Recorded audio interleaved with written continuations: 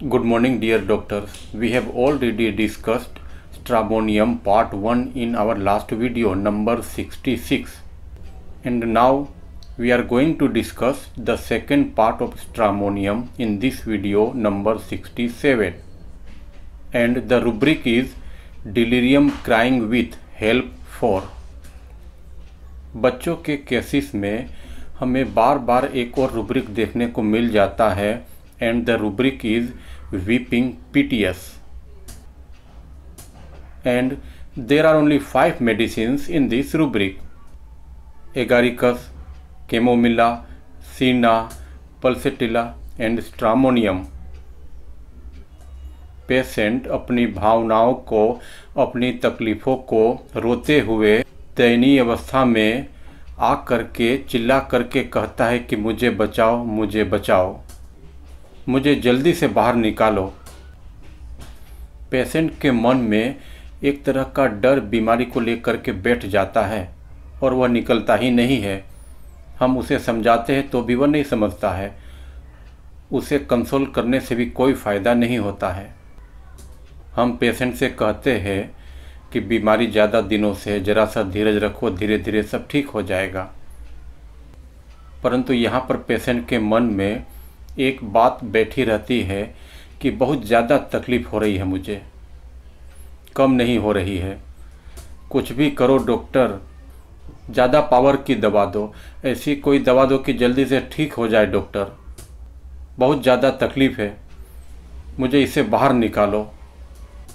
यहाँ पर भी पेशेंट डॉक्टर की बातों को समझने के लिए तैयार ही नहीं है।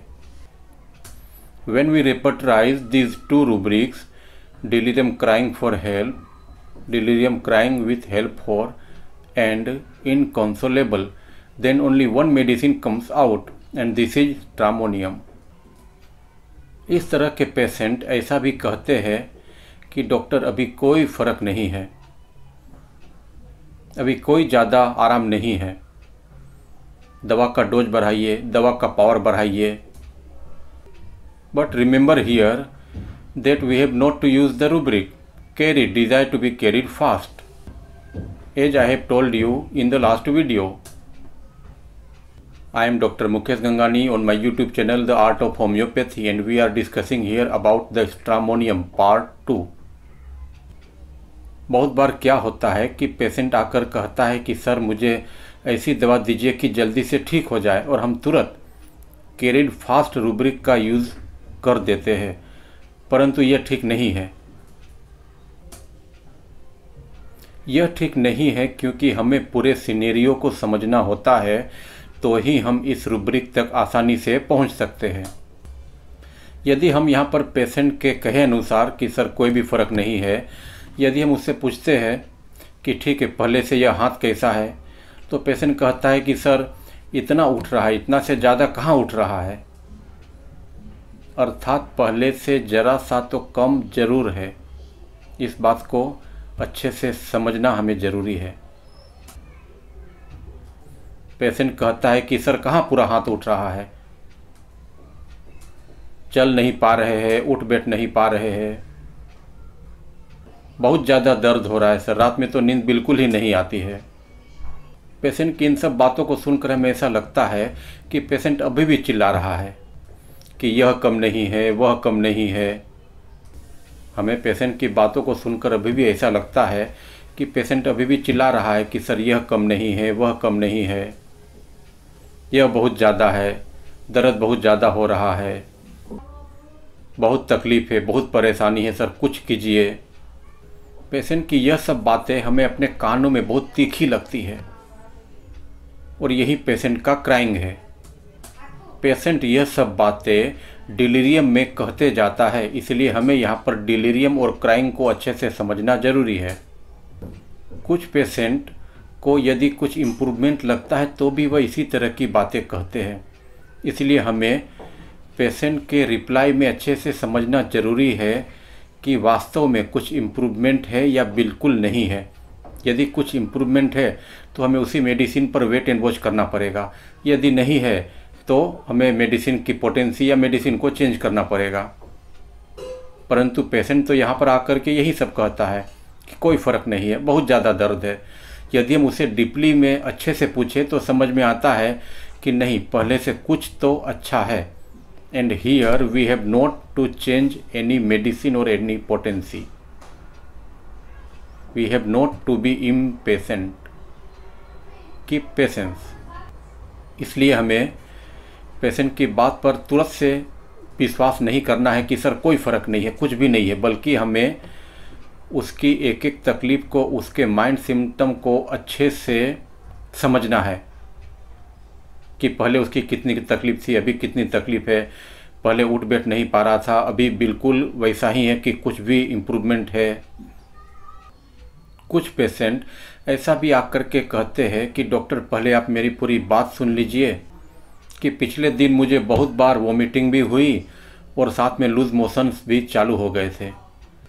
रात में मैंने इसकी टेबलेट भी खाई थी पर कोई फ़र्क नहीं पड़ा सर, इसलिए मैं सवेरे उठ करके सबसे पहले आपके पास में आ गया। कल की तरह आज भी यह सब कुछ हो गया तो सर बहुत मुश्किल हो जाएगी, इसलिए आप मुझे सर सबसे पहले यह उल्टी बंद होने की दवा दे दीजिए। डॉक्टर पूछता है कि ठीक है, कोई बात नहीं, आज कितनी बार उल्टी हुई है? तो पेशेंट कहता है कि सर आज तो एक ही बार उल्टी हुई है, परंतु कल इतनी ज़्यादा वोमिटिंग हो गई थी सर कि मेरी हालत ख़राब हो गई थी। अभी तो ठीक है, एक ही बार हुई है, परंतु सर ये सब चालू हो जाएगा तो बहुत प्रॉब्लम हो जाएगी सर। यह सब कुछ पेशेंट डर के साथ कहता है, फ्राइटेंड होकर कहता है।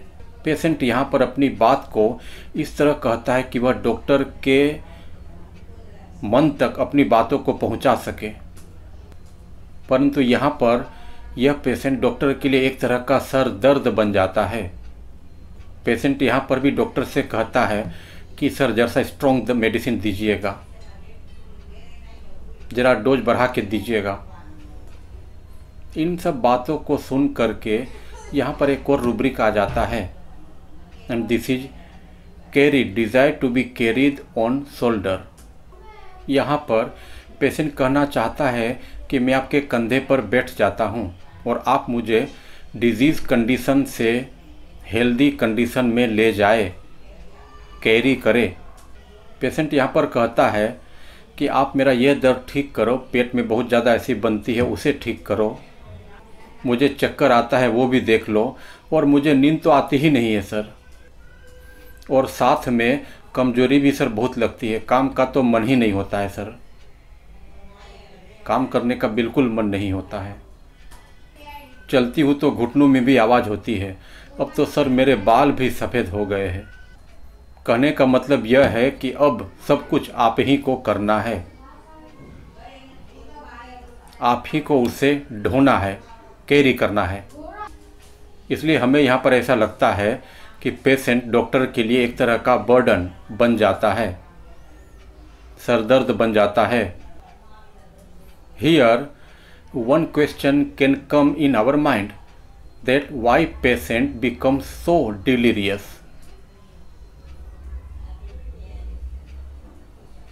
आखिर स्ट्रामोनियम पेशेंट इतना ज़्यादा डेलीरियस क्यों हो जाता है, क्यों वह इसी सिचुएशन में आ जाता है जहाँ पर डेलीरियम है। स्ट्रामोनियम पेशेंट एक तरफ सोचता है कि यह तकलीफ़, यह बीमारी उसे लगातार नुकसान पहुँचाए जा रही है और वह कुछ कर पाने की अवस्था में नहीं है। It means delusion, he is being injured and helplessness feeling of. और दूसरी तरफ अपने भ्रम के कारण, अपनी मान्यता के कारण, अपने डिलूजन के कारण ज़्यादा परेशान हो रहा है, उससे बुरी तरह डरा हुआ है। The rubric is frightened easily from delusion. Patient ने अपनी तरफ से बहुत सारे उपाय किए होते हैं, परंतु कुछ काम नहीं हो रहा है। वह एक हेल्पलेसनेस की कंडीशन में आ चुका होता है। सामने उसे बीमारी का एक विकराल रूप दिख रहा है, एक डरावना स्वरूप दिख रहा है। अब ऐसी अवस्था में वह सामने वाले व्यक्ति को, अर्थात डॉक्टर को मदद के लिए पकड़ लेता है। The rubric is frightened easily waking on terrified, knows no one screams, clings to those near him, the medicine is only stramonium. अब इस तरह का पेशेंट जब डॉक्टर के पास में आता है तो अपनी सारी बातों को घबराहट के साथ कहता है, अकबकाहट के साथ कहता है, बदहवास होकर कहता है कि डॉक्टर मुझे जल्दी से बचाओ, मुझे जल्दी से बाहर निकालो।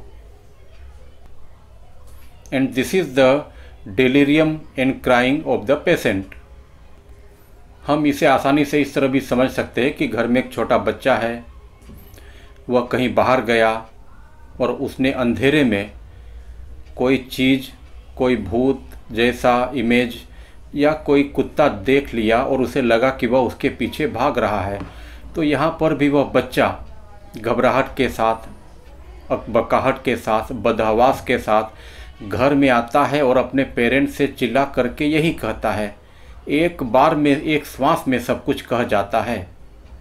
Here one thing we have to keep in our mind कि कुछ रूब्रिक पेशेंट के कहने के अनुसार हम समझ जाते हैं, जैसे एक्स्ट्रा वेगेंस वगैरह की सर बहुत ज़्यादा दिन हो गया है, बहुत ज़्यादा टाइम हो गया है। कुछ रूब्रिक हमें पेशेंट के हाव पार्ट में समझनी पड़ती है कि वह अपने एक्सप्रेशन को किस तरह एक्सप्रेस कर रहा है।